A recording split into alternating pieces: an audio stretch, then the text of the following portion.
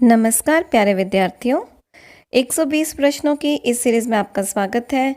हिंदी साहित्य और व्याकरण गुरु चैनल पर हम प्रतियोगिता परीक्षा हेतु 120 प्रश्न कर रहे हैं। पिछले वीडियो का लिंक आपको मिल जाएगा लास्ट में भी और आई कार्ड में भी, नीचे डिस्क्रिप्शन बॉक्स में भी मिल जाएगा। तीनों जगह में से कहीं से भी आप देख सकते हैं। अब हम 20 प्रश्नों के बाद 21वां प्रश्न करते हैं।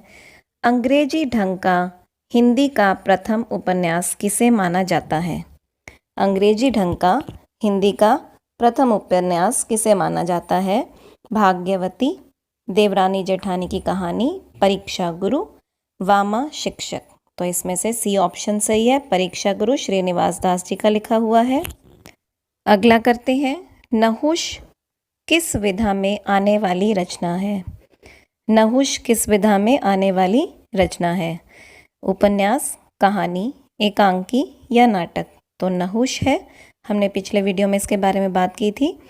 भारतेंदु जी के पिता गिरधर दास जी की नाटक है ये, ठीक है। उन्होंने इसे पहला नाटक माना है भारतेंदु जी ने। प्रेम जोगिनी किसका नाटक है? प्रेम जोगिनी किसका नाटक है? जयशंकर प्रसाद, भारतेंदु, लक्ष्मी नारायण लाल या हरिकृष्ण प्रेमी? तो इसका उत्तर होगा भारतेंदु जी। प्रेम जोगिनी भारतेंदु जी का नाटक है। भारतेंदु जी के नाटकों की सीरीज़ हमने थोड़े दिन पहले ही अपलोड की है, तो आप उसमें से देखेंगे तो आपको उनके अनुदित और मौलिक नाटकों की पूरी जानकारी मिलेगी, जो आपके पेपर के लिए बहुत लाभदायक हो सकती है। इस वीडियो के एंड में आपको एंड स्क्रीन में भी आपको मिल जाएगा। अगला प्रश्न है, नारी स्वातंत्र्य पर केंद्रित प्रसाद के नाटक का नाम लिखो। नारी स्वतंत्रता पर आधारित प्रसाद जी का नाटक कौन सा है? चंद्रगुप्त, ध्रुव स्वामिनी, कामना या रक्षाबंधन? तो इनमें से ऑप्शन बी सही है, ध्रुव स्वामिनी। ये उनका एक सफल नाटक भी रहा। आइए अब अगला प्रश्न करते हैं। करुणालय किसके द्वारा लिखित गीति नाट्य है? पहली बात तो करुणालय एक बहुत प्रसिद्ध गीति नाट्य है और इसके लिए शायद ऑप्शन पढ़ने की ज़रूरत नहीं है। हम जयशंकर प्रसाद जी को टिक करते हैं, जो कि सी ऑप्शन में दिया है। लक्ष्मी नारायण मिश्र के नाटक को पहचानिए। लक्ष्मी नारायण मिश्र जी का नाटक इनमें से कौन सा है? सिंदूर की होली, कामना, अनग या रक्षाबंधन? तो इनका है सिंदूर की होली, बहुत प्रसिद्ध भी है। प्रेमचंद का उर्दू में लिखित कहानी संग्रह कौन सा है? उसका नाम लिखिए। तो मानसरोवर, बड़े घर की बेटी, मेरी प्रिय कहानियाँ या सोज़े वतन? तो इनमें से डी ऑप्शन सही है, सोज़े वतन। इसे अंग्रेज़ों ने जब्त भी कर लिया था क्योंकि उन्हें इसमें देश प्रेम की बू आती थी, जबकि देश प्रेम तो हमारे लिए उन्होंने लिखा था। वेश्या जीवन पर केंद्रित प्रेमचंद का उपन्यास कौन सा है? प्रेमचंद पर भी हमने एक सीरीज़ बनाई है, शुरू की थी, जिसमें से कुछ उपन्यास रह गए हैं, हम उन्हें भी पूरा करेंगे। खैर, ऑप्शन पढ़ते हैं। प्रेमाश्रम, कायाकल्प, सेवा सदन या कर्म भूमि? तो इनमें से सी ऑप्शन सही है, सेवा सदन। उन्होंने सेवा सदन में जो नायिका है उसके द्वारा एक सेवा सदन नाम की संस्था शुरू की थी। वो एक वेश्या बन जाती है अपनी परिस्थितियों के वशीभूत और अपनी इच्छाओं लालसाओं के वशीभूत होकर, और उनके पति तो सन्यासी बन जाते हैं। तो ये एक बहुत प्रसिद्ध उपन्यास भी है और बहुत अच्छा भी है। आगे चलते हैं। अगला 29वां प्रश्न है, प्रसाद जी के अधूरे उपन्यास को पहचानिए। प्रसाद जी का अधूरा उपन्यास कौन सा है? कंकाल, तितली, इरावती या परख? सी ऑप्शन में परख दिया है, तो इनमें से ऑप्शन सही है इरावती। अंत में लिखा था तो यह अधूरा रह गया। अगला प्रश्न है, मनोविश्लेषणात्मक उपन्यास की कोटि में आने वाला उपन्यास कौन सा है? मनोविश्लेषणात्मक उपन्यास की कोटि में आने वाला उपन्यास त्यागपत्र, चंद्रकांता, देवरानी जेठानी की कहानी या कठ गुलाब? सिंपल। तो उत्तर है त्यागपत्र, जैनेन्द्र जी का लिखा हुआ। हिंदी के ऐतिहासिक उपन्यासकार का नाम बताइए। ऐतिहासिक उपन्यास बालकृष्ण भट्ट, निर्मला, हजारी प्रसाद द्विवेदी? तो हजारी प्रसाद द्विवेदी जी हैं, इन्होंने बहुत से ऐतिहासिक और तथ्यात्मक और बहुत अच्छे उपन्यास लिखे हैं। बहुत से तो हमारे वीडियो पर चैनल पर भी हैं, आप देख सकते हैं। प्रेमचंद की आखिरी कहानी कौन सी है? प्रेमचंद की आखिरी कहानी कौन सी है? पंच परमेश्वर प्रथम ही मानी जाती है, कफन, बूढ़ी काकी या पूस की रात? सभी सभी इतनी प्रसिद्ध हैं और ऑप्शन के हिसाब से आंसर आपको आता ही है। कफन, प्रेमचंद आदर्शवादी और वहाँ से लेकर कफन एक यथार्थवादी कहानी।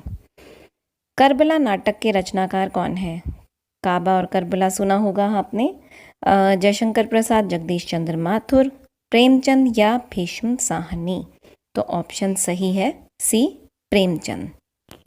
अब प्रश्न है, लहरों के राजहंस का प्रेरणा स्रोत क्या है? पढ़ते हैं, ऑप्शन पढ़ने की शायद ज़रूरत नहीं है, सीधा ही कर लेते हैं। सौंदरानंद। सूर्य की अंतिम किरण से सूर्य की पहली किरण तक किसकी रचना है? ये इतनी प्रसिद्ध है कि मेरे ख्याल से इसमें भी ऑप्शन पढ़ने की ज़रूरत नहीं है। ये है सुरेंद्र वर्मा जी की। ठीक है। अज्ञे ने अपने अपने अजनबी उपन्यास में किस दर्शन का उपयोग किया?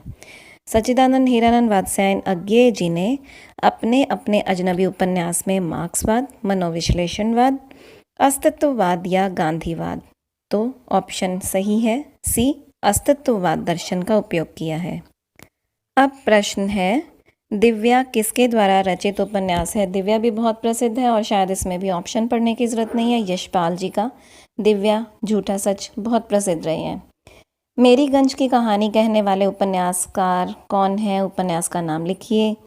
तो मेरीगंज की कहानी है मैला आंचल, रचनाकार फणीश्वर नाथ रेणु, 1954 में प्रकाशित। अगला प्रश्न बहुत ही अच्छा है। नामवर सिंह जी के अनुसार हिंदी की प्रथम नई कहानी कौन सी है?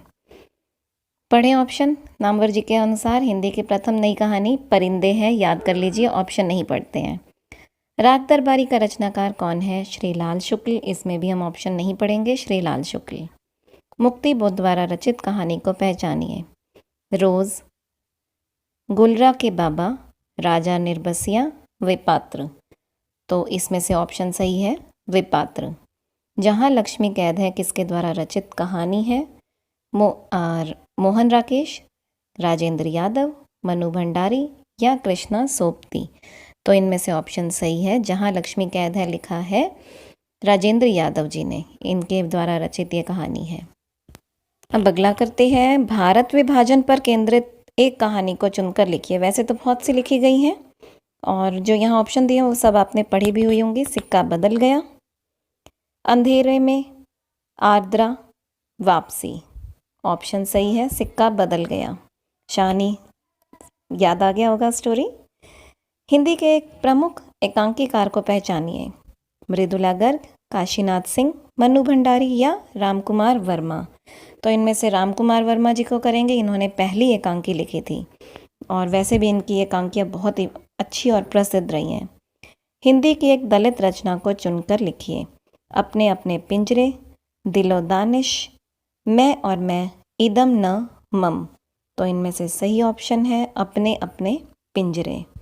दलित और प्रवासी पर मैंने बहुत से वीडियो बनाए हैं, आप देखेंगे तो आपको काफ़ी ज़्यादा उनसे जानकारी प्राप्त होगी। अगर आपको जानकारी नहीं है तो वैसे तो आप बहुत बहुत इंटेलिजेंट हैं सभी।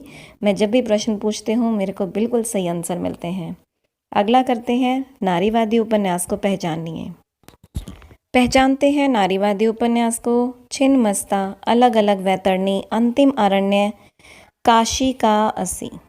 तो इनमें से सही ऑप्शन है ए, छिन्नमस्ता। अच्छा, मुझे ऑप्शन में मुझे प्लीज़ कमेंट करके बताना कि ये छिन्नमस्ता किसका लिखा हुआ उपन्यास है। आपको याद भी होगा, मैं पहले किसी एक वीडियो में बता भी चुकी हूँ। नहीं पता चलेगा तो मैं ज़रूर बताऊँगी। वृद्ध निम्नलिखित उपन्यासों में से किसमें पारिस्थितिक अवरोध है? पारिस्थितिक अवरोध किसमें है देखते हैं। धार, रुकोगी नहीं राधिका, ए लड़की या शेष कादम्बरी। तो ऑप्शन सही है ए। अगर इनमें कुछ भी समझ नहीं आता है या आपको नहीं पता चलता है तो प्लीज़ कमेंट कीजिए, मैं आपको अगले वीडियो में और ज़्यादा क्लैरिटी से और ज़्यादा विस्तार से इनके बारे में बताऊंगी। अब प्रश्न है, निम्नलिखित एकांकियों में उपेंद्र नाथ अश्क की एकांकी कौन सी है? एक दिन, चंपक, तौलिए, सीमा, रेखा। तो इनमें से सही ऑप्शन है सी, तौलिए। अश्क जी की कहानी एकांकी है। केंद्र साहित्य अकादमी पुरस्कार प्राप्त हिंदी की कहानी कौन सी है? इनमें से ऑप्शन जो दिए हैं लाक्षागृह, मोहनदास, वैसे मोहनदास ही है, आगे पढ़ने की ज़रूरत नहीं है। भाव और मनोविकार संबंधी निबंध किसने लिखे? ऑप्शन नहीं पढ़ेंगे, ये तो हमें पता ही है। किसने लिखे हैं? शुक्ल जी ने। ठीक है, आचार्य शुक्ल, रामचंद्र शुक्ल, डी ऑप्शन में दिया है। मेरा परिवार किसके द्वारा रचित रेखा चित्र है? शायद इसमें से भी हमें ऑप्शन नहीं पढ़ने हैं। प्रसिद्ध है महादेवी वर्मा, सोना, गिल्लू, ये सब आपने पढ़े होंगे, नीलकंठ, तो ये सब महादेवी वर्मा जी के ही हैं। अगला प्रश्न है, कबीर शीर्षक आलोचनात्मक ग्रंथ हिंदी साहित्य को किसका योगदान है? अर्थात कबीर शीर्षक आलोचनात्मक ग्रंथ किसने लिखा? इसमें भी शायद ऑप्शन पढ़ने की ज़रूरत नहीं है। हजारी प्रसाद द्विवेदी जी का है ये। इसी से ही उन्होंने शुक्ल जी की मान्यताओं को खंडित किया था। आचार्य शुक्ल जी ने तुलसीदास जी को अधिक महत्व दिया था और कबीरदास जी को थोड़ा सा। तो इस चीज़ को हजारी प्रसाद द्विवेदी जी ने उठाया और कवि के साहित्य से संबंधित उनकी रचनाओं, साखियाँ, सबद, रमैनी, सबसे संबंधित बहुत अच्छी अच्छी उक्तियाँ लिखी। आवारा मसीहा किसके द्वारा लिखित जीवनी है? ऑप्शन पढ़ें, नहीं पढ़ते। आवारा मसीहा हमें पता है विष्णु प्रभाकर जी की लिखित जीवनी है। प्रभा खेतान की आत्मकथा को पहचानिए। प्रभा खेतान जी की आत्मकथा है अन्य से अनन्या।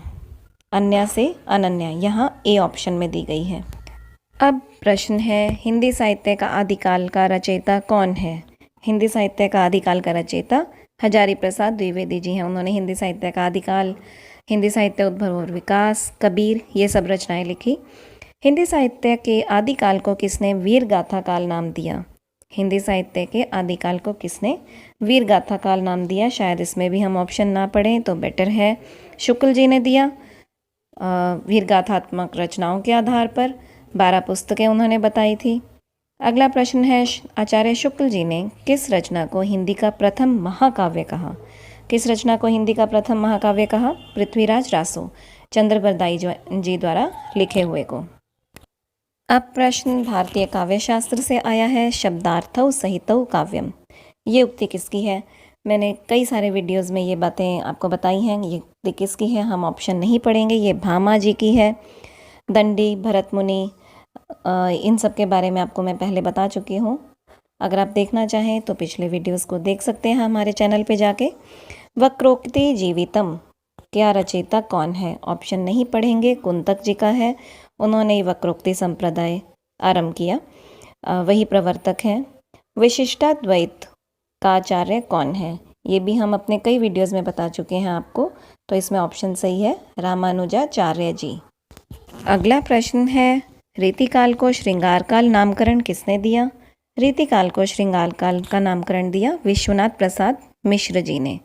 ऑप्शन नहीं पढ़ रहे हैं, जिनमें ज़रूरत नहीं है वो हम नहीं पढ़ेंगे। आलवार संतों के लोक प्रचलित पदों का संकलन किस नाम से किया गया? सबको पता है, दिव्य प्रबंधम।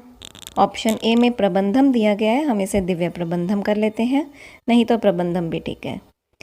हिंदी में नाटक नामक आलोचनात्मक ग्रंथ किसने लिखा? ये मैंने आपको पिछले ही 1-2 वीडियोस में बताया है। ये आंसर सही है, बी ऑप्शन, भारतेंदु। भारतेंदु जी ने नाटक निबंध लिखा और नाटक के बारे में काफ़ी कुछ उसमें बताया। प्रिय विद्यार्थियों, आज के लिए इतने ही करते हैं, बाकी करेंगे हम अगले वीडियो में। अगर आपको अच्छा लगा तो please please please like, share और सब्सक्राइब ज़रूर करें। ये पूरी तरह से फ्री होता है। वीडियो के नीचे का लाल रंग का सब्सक्राइब का बटन दबाकर आप सब्सक्राइब कर सकते हैं। घंटी भी ज़रूर दबाएं।